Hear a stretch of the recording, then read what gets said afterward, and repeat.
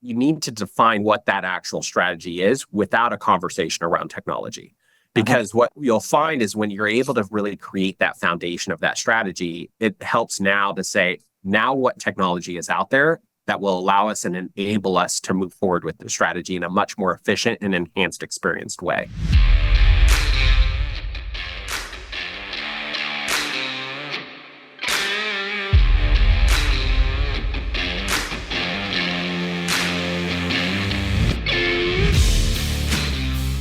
Hello, and welcome to the Talent Acquisition Leaders Podcast. I'm your host, Ryan Dull, and on this show, we interview today's industry leaders in talent acquisition to discuss challenges, best practices, and what the future holds.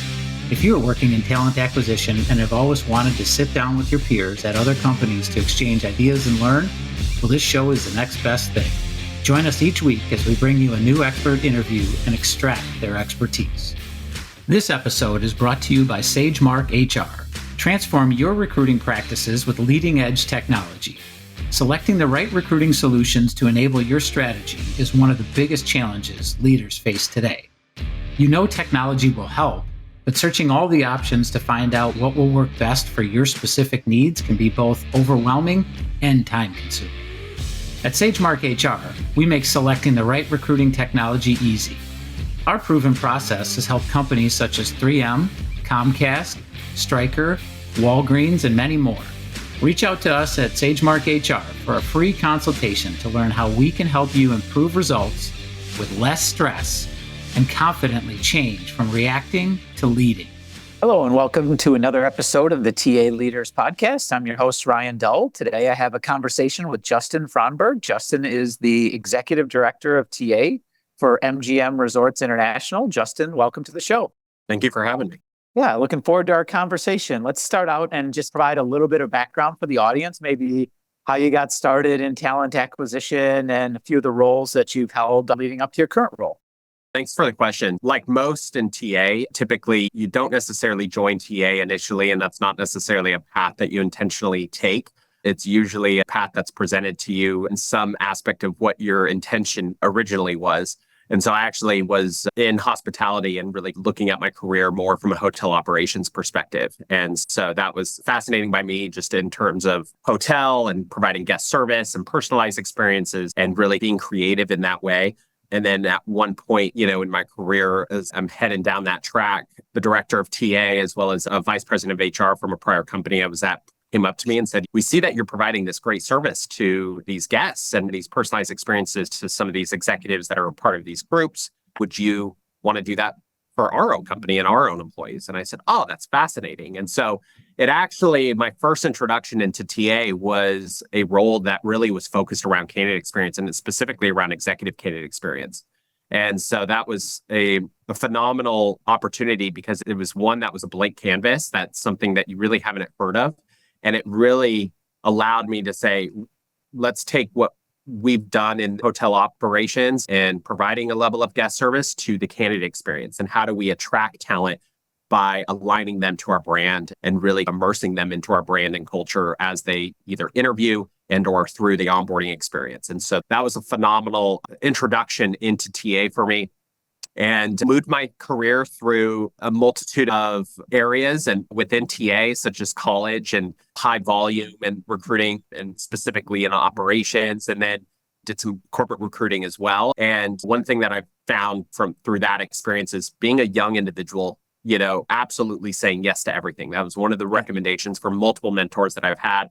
Let's say yes to everything that's actually presented to you. And so taking on a role that you don't really know about, but feeling confident that you're going to get the support and then continuing to add layers to your experience around that. And especially, again, being young, you have the energy to be able to do that. You're not too far along your career. You can really gain that foundation of diverse experience at the forefront. And then as I spent some time in that organization and really helped develop some key programs, both in executive onboarding, college programs, and again, just overall candidate experience with the executive level, it was presented to me to come over to MGM. So I happened to know the director of executive recruiting at the time, and him and I met up and he presented to me and said, "You want to come over and be the executive recruiter for MGM?" And so loved, obviously, the opportunity. That was really where my career was headed at that period in time. But one thing that was intriguing was a couple things. One, the role itself really lent to the experience of really recruiting at levels of director all the way to C-suite, and not just for the Las Vegas Valley, but also across the United States and even internationally. And so it gave that global experience that really I think most are attracted to because it presents new challenges as well. But in addition, MGM, the more I researched the company, it was a very, and still is, a very progressive company in their approach to providing entertaining experiences to guests. And that really is a diversified levels of experiences. So there was this creation and creative environment where the boundaries were endless, like there wasn't any boundaries. And so it was an opportunity, obviously, that I couldn't pass up and came into that position. And as we looked to evolve organizationally, there was an opportunity for me to lead the executive recruitment space as well as our corporate recruiting team and really get them to be able to navigate the environment in corporate as it started evolving as well and started becoming much more expansive across the United States and different roles and what we were doing in technology and so forth. So that was a phenomenal opportunity. But shortly after that was presented, here comes the pandemic. And as many know, that was a very challenging time. And so I had the fortunate circumstance of being able to stay with the company, and they kept me on to navigate that whenever we decided to reopen. And so we went through and really looked at all of our processes, looked at all of the efficiencies that we could really make sure that when we came back online, we were this efficient machine that was able to navigate the environment, which was unknown to us at that time. Lo and behold, at the end of 2020, had an opportunity to go into talent management. And one thing that I learned was I somewhat did that at the beginning of my career within TA because just the way that organization was built. But I had a lot of experience within recruiting. And so I wanted to really diversify my experience outside of TA at that point and move into talent management. And that was in our corporate space and really support risk management and legal and security and all of these areas and divisions that help support the organization as a whole. And so that was an exciting opportunity, an unknown opportunity, but found it fascinating and still do. But again, as the pandemic evolved, so did the challenges with hiring and the return to work.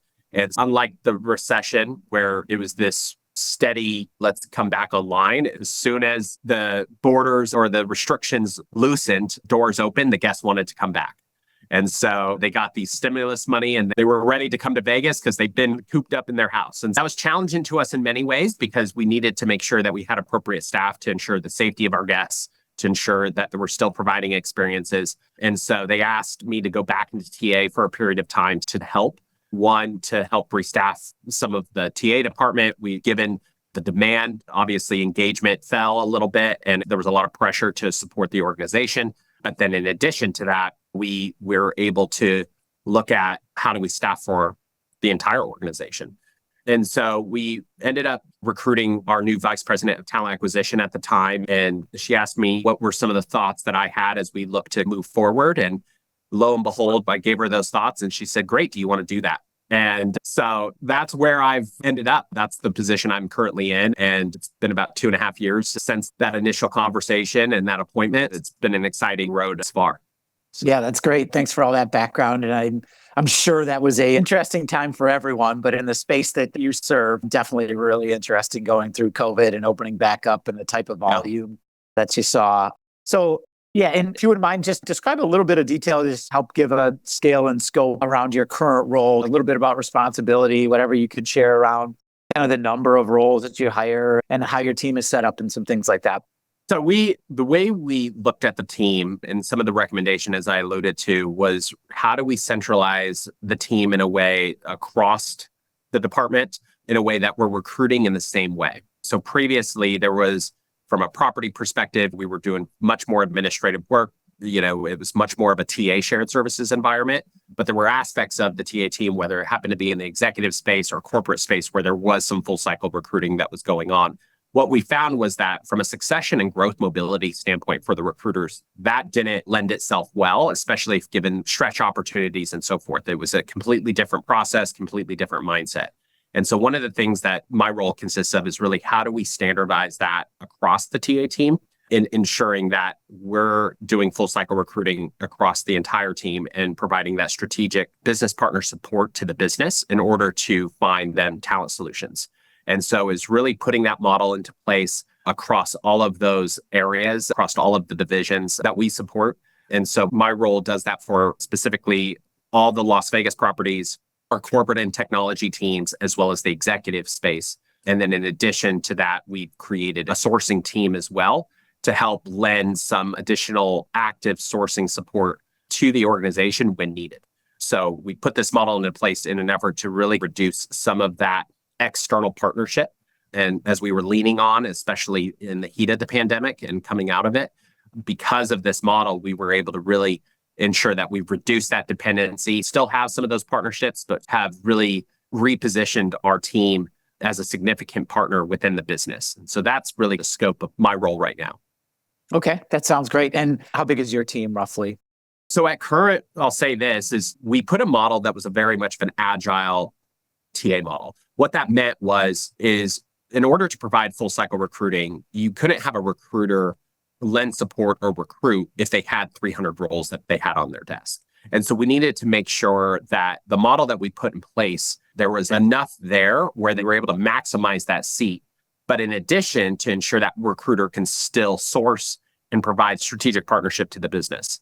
And so initially, given the amount of roles that we had about 70 roles that recruiter positions at the heat of the pandemic or shortly thereafter, but we have since reduced, given our lower numbers, that we've decreased our open positions pretty significantly. It's about 30. Okay, great. Thank you for that. Thanks for the overview there. So if you look back over these last couple of years that you've been in your current role, what are one or two initiatives that you and the team have deployed that have yielded some great results or that you're specifically proud of? I've alluded to that as we looked at the overall strategy for the organization moving forward. We had to really undertake what was really a TA transformation.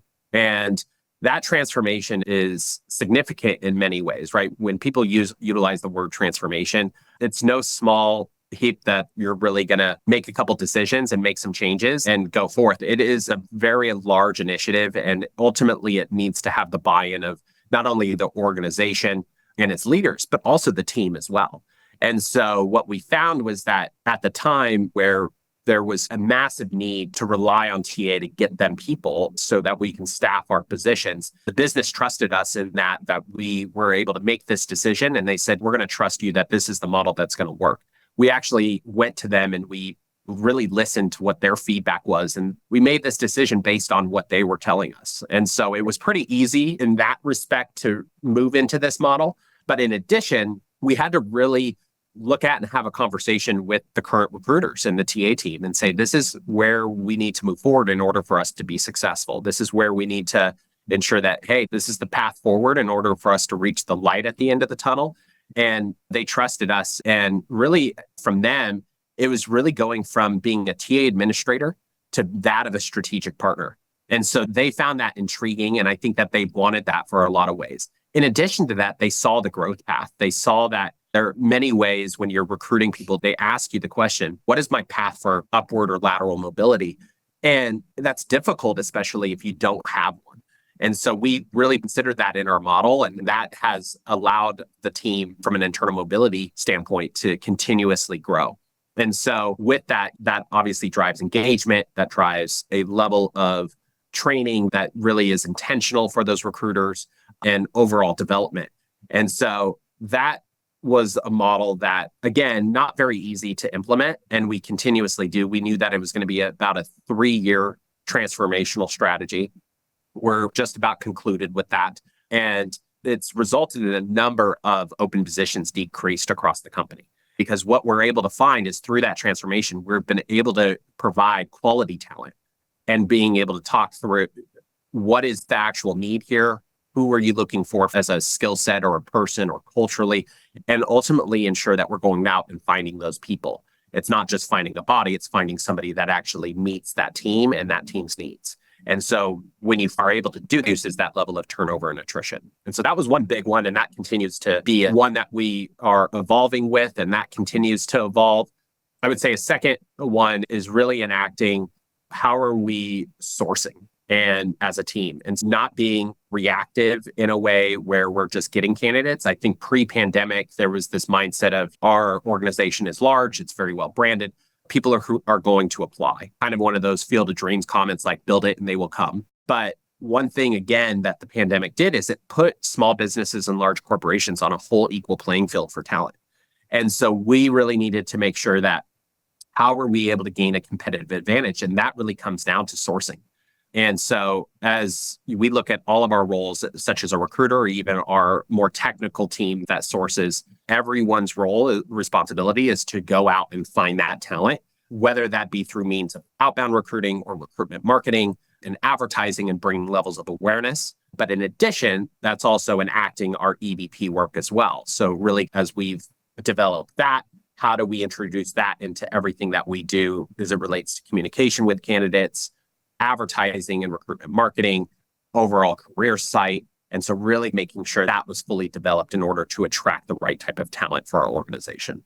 Great. Yeah, those are significant initiatives and great foundational elements that you can definitely build off as you go forward. And so that's where I'll take my next question is, as you start looking at all of this foundational work and all of the work that you've done over the last couple of years, what do you see from the group going forward? What initiatives now are bubbling up as key priorities to focus on going forward from here? So one of the biggest things that I've seen is that there's still a focus on TA, but in a different way. And it's really, how are we making sure that we're bringing in the right type of individuals into this company? Because if we're able to do that and really correct that, that's going to address any sort of turnover that we might have or any other challenges that we might experience by just recruiting for the job versus the person. And so it's really, as I look at TA, it's two things. It's one, expanding upon the efforts that we're doing around sourcing and really actively going out to market and really being an individual that understands the market as it relates to what they're recruiting for. But it also is being that TA business partner. So we've seen a lot of comments and, a lot of conferences I've attended, in addition to colleagues that I've spoken with, we're seeing that evolution of TA. And that evolution is now becoming a TA business partner of sorts. And how are we bridging the gap between TA and talent management? And so it's really saying, all right, being a recruiter, I need to have an understanding of the market. I need to provide that market data and what I'm seeing to the managers so they can start making informed decisions. And that could be around whether it's experience, it could be around compensation, it could be about any of those methods. Because I think as you start talking to hiring managers, they're not necessarily well-versed in that space, right? They're more well-versed in the space that they specialize in. And so when they start understanding kind of what their expectations are, we find that those expectations are typically 2 to 3 years old. And so it's up to really now the recruiter to say, let me help bring you up to speed with what the market is saying and ultimately what our internal data is telling us and how that relates to your department. And in order for you to make an effective decision here and providing some of those realistic expectations. And ultimately, it really starts creating this very strategic partnership between the business and the recruiter. That's really where I see TA going, is it's really now about a business partnership, ultimately still delivering those results and delivering those talent solutions, but doing it in a much more strategic way. Yeah. And it obviously results in a different skill set from the people on your team that have to, as you mentioned, it was more administrative processing and project management types of skills that might have been valuable. Now, as you start upskilling them into this space, then it becomes on data and talent analytics, ability to influence and build relationships with executives and move the process along a little bit differently. So yeah, that's definitely an evolution and exciting. I think it's exciting for the careers of everyone involved. Yeah, I think talking about evolution, I know this might be a part of the conversation, but one can't ignore how technology is evolving the industry as well. If we think about all of the transactions that we used to do, I was just on a call the other day about this, and 15, 20 years ago, people were applying via paper. So now you have applicant tracking systems and you have career sites, and technology is consistently evolving. That's one thing that's just constantly changing in an environment where change is normal. And it's something that creates uncomfortability, but people have to get used to that uncomfortability. And so when we talk about technology and the evolution of technology and where that's headed, that's meaningful in many ways because it really lifts the administrative burden that recruiters still have today. So they can really focus on, again, being that consultant or focusing on trying to go find those candidates that ultimately align to those roles a little bit better. I mean, that's where we live all day, every day, and have for the last 10 years is helping people build their tech stacks. And I would say the right tech stack definitely in this day and age enables that evolution and transformation into a more highly strategic TA function. One of the challenges is making mistakes in the technology selection or in your tech stack gets you caught up in the churn of in that ugly middle of not being able to move from where you were as an administrative processor to that strategy because the tech stack you have is either the wrong solution, designed wrong, it doesn't integrate correctly, the data doesn't flow, a whole host of issues. And so many organizations get caught up in that churn before they can really get the right stack that enables them to move forward. And so it's really critical to get that. But you're right. Once you get it right, it just really enables a very seamless transformation into that more strategic daily opportunity for everybody on the team. Yeah, I think what you said was spot on, right? When you look at a tech stack for your organization, whether every organization has different needs. And so it's important, one, to get feedback from your organization and the leaders in that organization. What are they really needing and what do they really want, right? Not one solution that you implemented at one other company is not good potentially for the other, right? It's not the same thing. And so it's making sure that, one, you're listening to the business because that's where you're going to get the buy-in, that's where you're going to get the respect. But in addition to that, depending on the strategy that you set forth, right, you need to define what that actual strategy is without a conversation around technology. Because what you'll find is when you're able to really create that foundation of that strategy, it helps now to say, now what technology is out there that will allow us and enable us to move forward with the strategy in a much more efficient and enhanced, experienced way. And I think that's exactly what you had mentioned. And a lot of organizations that I've seen, they typically sometimes do the opposite. They get caught up in the brand new toy that's on the shelf and they say, wow, we really actually need that. When in reality, that's not necessarily something that was needed for their organization. And it might not align to some of the other technologies that you've already bought into. And so trying to create that seamless experience at the end of the day, really from a strategic approach, there's two experiences that ultimately should be at the center of everything. It's the candidate experience for one, but in addition, it's the hiring manager experience.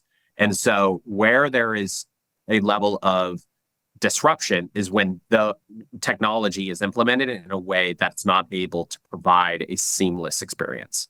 And so that is critical for anyone looking to implement or look at or review technology. It's really making sure you have a full understanding of what your strategy is first. Yeah, I think that's great advice and really focusing on what's your desired end state, what is your desired experience that you're looking for each of those stakeholders. And I would probably also add the recruiter experience too, is where everything starts and where the rubber meets the road. Because if you have a bad recruiter experience, then your candidate and hiring manager experience is probably going to be bad as well. With the recruiter experience, especially with technology, it can be convoluted, right? You don't want, where we see recruiters lose adoption is when they're going from one system to another. They tend to want to stay in one system at one given time in order to effectively do something within the process, within their end-to-end process, and then ultimately move on to the next. It's making sure that that is built in a way that is seamless for them and it's understandable based on the process that you've set forth. So absolutely, that should be part of the consideration too.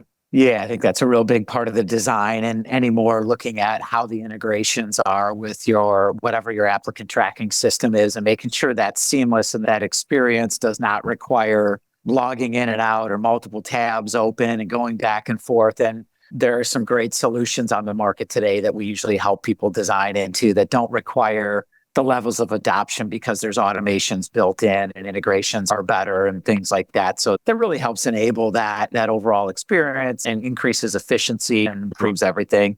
I like what you said too early on there, where it's really about keeping TA in control and at the head of the table or leading that tech decision. All too often we see organizations that, either to your earlier point of they start with the design because they saw a cool solution that they wanted to get versus starting with what I really need. And then in that case, they usually take a step back and maybe let procurement and IT and legal come in during their selection and contracting process. And out the back end, they're left with something that doesn't deliver what they need because they maybe took a step back and other people with competing agendas or needs in that process end up diluting what actually comes out. So it's hard. It's very hard and complicated to get right. And truly the best organizations that do this right is that they do have a really great partnership with their technology team. They do have a really good relationship with their procurement team, and everyone understands their role within that collaboration space, right? And I definitely couldn't stand here today to say we wouldn't be where we're at if it wasn't for our technology and procurement team, right? We absolutely make sure that everyone is aligned. They understand what we're trying to do and what we envision. And ultimately, how is that lend support? How can they lend support for us to ensure that we're getting what we need, whether it happens to be a dynamic scheduling tool or whether it happens to be an interviewing tool or whatever have you. It's something that we really want to make sure that it's an experience, that we're looking at everyone's experience and we're looking at that vision. And ultimately, it's a conversation and we're doing it in a way that absolutely makes sense. And what we have found is that the more seamless that relationship is with technology and as well as procurement, the faster it is to get something implemented. In addition to it, it's the right thing that's being implemented. It's not necessarily something that everyone's going back and forth. Everyone is actually aligned and feels good with that decision moving forward. And I think that's something that I've heard across the market as well. In a broader HR conversation is to say, how aligned is HR and technology? And so it's something that I think a lot of organizations are discussing right now and in the middle of, to ensure that there is a point of contact for both and to ensure that everyone is kept in the loop and everyone is going forth with the down one path. No, that's great. Thanks for spending a little bit of time on that topic. I think it's really valuable for the listening audience and I appreciate that. So as you look at, I guess, two more questions. Last one would be, or second to last would be, so as you look at the landscape today in TA, what do you either hear from your team or what do you see as an executive leader as some of the biggest challenges or the biggest challenge currently in the landscape today? Yeah, I think that just speaking outside of the organization and just looking at the market, for instance, right now, there's a lot of question marks. I think we're at a turning point in terms of the economic landscape right now, and that can swing one way or the other. I think that there are certain industries within tech, finance, and others that are being impacted at current. And it's really one, a lot of organizations and companies are faced with, how are we looking at that for our business? How do we ensure that we're navigating this economic climate and foreseeing what potentially might happen, or if that's ever going to at some point be impacting our organization? And then two, how are we still staying competitive in terms of the landscape, right? And so I think that's where companies are faced with to say, okay, how are we balancing, again, technology? What are we looking at in terms of technology to help drive efficiencies in the process and transactions and so forth? But in addition, how are we now looking at talent in a much more diverse way? And that's interesting because you talk about skills-based recruiting and transferable skills. And how is that lending towards a diversity of thought within your organization, diverse experience, and ultimately helping innovate your organization moving forward? And the organization that I think can do that the best is the one that's going to really navigate this economic climate in such a successful way. And so it's balancing those two, and it has to be an active conversation. It can't be one where it just stays with TA. And even though that's our bread and butter, it's really saying this needs to be an active conversation with senior leadership and other leaders within the organization. And so it's ever more critical that as TA was provided a seat at the table in the pandemic for most organizations, they're now faced with, how do we keep that seat? That's how. And so it's always making sure that we're providing that data and we're providing that insight in an effort to help navigate the organization or whatever organization that people are a part of through that economic crisis or gap. Yeah, that's great. Thank you for sharing that. Last question will be, and you provided some great guidance and advice already, but what guidance or advice would you provide for others in the TA space? Either something that was good guidance that you received, something you tell your team, something that you heard, kind of like what guidance would you provide to others in the TA space? So one, I alluded to this at the beginning of the conversation. It's always be accepting to change. Change is difficult. Change is very hard, especially again, going through a transformation when you feel like every day something's changing. And it really tests your limits in terms of agility. But having that level of agility as the company or you evolve as a professional or the market evolves is only going to help you continuously grow. In addition to that, always say yes.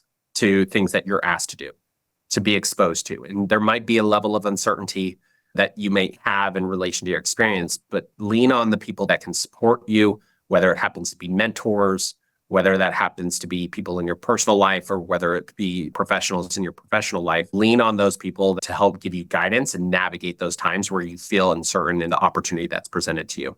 The other characteristics that I think that we really are challenged with right now and just across the landscape is really having the ability to critically think through unique situations. We're in such a unique environment right now. New situations are being presented to you every single minute of the day.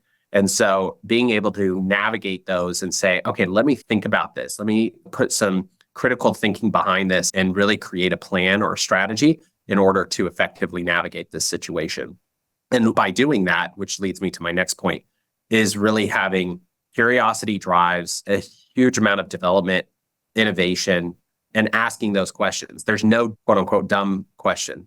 And it's really about getting the answers to all the questions that you need in order to be an effective strategic business partner.